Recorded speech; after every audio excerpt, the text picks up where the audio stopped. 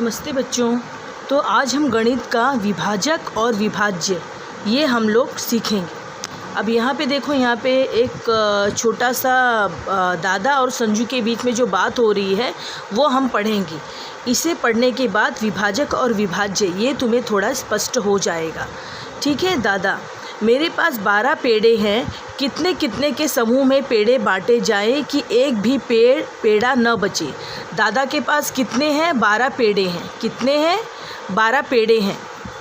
एक कितने कितने के समूह में बांटा जाए कि एक भी पेड़ा बचना नहीं चाहिए। तो संजू कहता है बांटने का अर्थ है भाग देना। संजू क्या कहता है? बांटने का अर्थ है भाग देना। एक भी पेड़ा शेष न रहे, अर्थात शेषफल 0 होना चाहिए, अंत में 0 बचना चाहिए। तो अंजू कहती है 2 के पहाड़े में 12 आता है, अर्थात 2-2 के समूह बनाए जा सकते हैं। तो 12 यानी कि 2 के पहाड़े में 12 आता है ना। 2 एकम 2, 2 दूनी 4, 2 तियाँ 6, 2 चौकी 8, 2 पंचे 10, 2 छेक 12, 2 4 6, 2 4 6 8 10 12 यानी कि 2 के पहाड़े में 12 आता है। तो 2-2 के समूह बना के बांटे जा सकते हैं, ऐसा अंजू का कहना है। मंजू कहती है 3 के पहाड़े में आता है और अर्थात 3-3 के समूह बनाए जा सकते हैं। 3 के पहाड़े में भी आता है। 3 एकम 3, 3 दूनी 6, 3 तियाँ 9, 3 चौक 12। 2-2 के समूह भी बनाए जा सकते हैं, 3-3 के समूह भी बनाए जा सकते हैं। यानी कि 12 में 2 का भी भाग जाता है, पूरा शेषफल 0 आएगा। 3 से भी भाग जाता है, शेषफल 0 आएगा। सागर 4-4 के समूह भी बनाए जा सकते हैं। फिर सागर क्या कहता है? 4-4 के समूह भी बनाए जा सकते हैं। 4 एकम 4, 4 दूनी 8, 4 तियाँ 12, 4-4-4 करके भी शेषफल 0 आ जाएगा।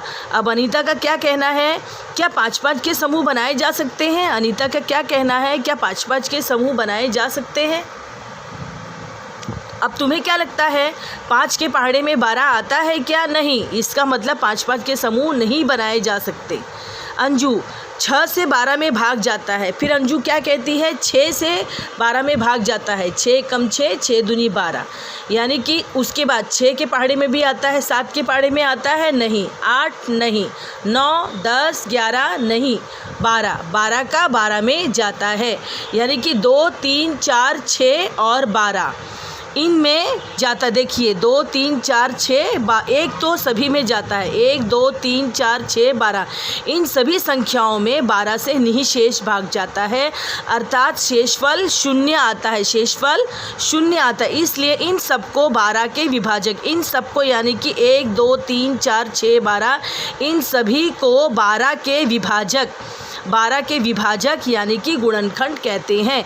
इसी प्रकार 1 2 4 6 16 संख्या 16 के विभाजक या गुणनखंड है। ठीक है। अब हमें विभाजक की संकल्पना समझ में आ गई कि जिस पहाड़े में वो संख्या आता है वो उसका विभाजक होता है। अब दूसरा यहाँ पे दिया हुआ है विभाज्य। ये तो हमें विभाजक मालूम पड़ गया, अब हमें विभाज्य देखना है। समझ में आया ना बच्चों? तो हम विभाज्य के लिए भी हम दूसरा इन जो दादा और बच्चों के बीच में बात चल रही है ये हम पढ़ेंगे। दादा, भाज्य तथा भाज्य के अर्थ तुम जानते हो, परंतु विभाज्य का अर्थ क्या है? क्या यह जानते हो? अंजू का कहना है विभाज्य का अर्थ है विभाज्य का क्या अर्थ है यह मैं नहीं जानती, परंतु मुझे ऐसा लगता है कि उसका संबंध भाज्य के साथ तो होना चाहिए। उदाहरण द्वारा मैं समझाता हूँ। 20 में 5 का भाग, 20 में 5 का भाग तुम्हें आता है ना? हाँ। यदि भाज्य 20 में भाजक 5, क्या कहा? भाज्य 20 क्या है? 20 क्या है? भाजक और भाज्य, और 5 क्या है? भाजक। यहाँ ध्यान दो, 20 है भाज्य और 5 है भाजक। शेषफल 0 आता है। शेषफल क्या आता है? 0। 5 एकम 5, 5 दूनी 10, 5 तियाँ 15, 5 चौक 20 यानी कि 4 5 चौक 20, 20 आया तो शेषफल क्या आ गया? 0 आ गया। 21 में 5 का भाग जाता है, यह 0 आता है। अब भाजक से भाज्य में भाग देने पर शेषफल 0 आता है, तब उस भाज्य को विभाज्य कहते हैं।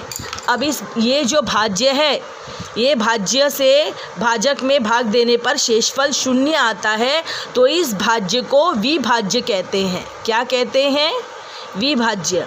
अब हमने देख लिया यहाँ पे भाजक किसे कहते हैं, 1 2 3 4 6 12 ये है विभाजक यानी कि गुणनखंड। और जिस संख्या में हम भाग देते हैं उसे हम भाज्य कहते हैं, और जब शेषफल 0 आता है तो उसे हम उसका विभाज्य कहते हैं। ठीक है बच्चों, मैंने यहाँ देखो, अब बताओ 84 खड़ियाँ हैं, क्या इनके 6 के समूह बनेंगे? अब हमें क्या करना है, 84 का 84 एक तो जाता ही है, 1 से 1 का सब में भाग जाता है।